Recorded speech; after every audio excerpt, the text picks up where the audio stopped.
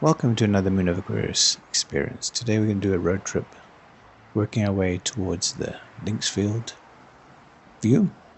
We'll be on the N3 going south, then we'll take the Linksfield off-ramp, and then we'll hit the Linksfield Road, follow that all the way through, onto Club Street, all the way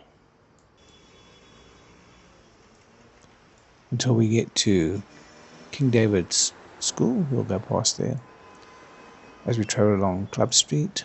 Then we'll turn into Protea Street, then into Crown Street, and then we'll hit a right into Linksfield Drive, work our way all the way up the mountain until we get to Linksfield View.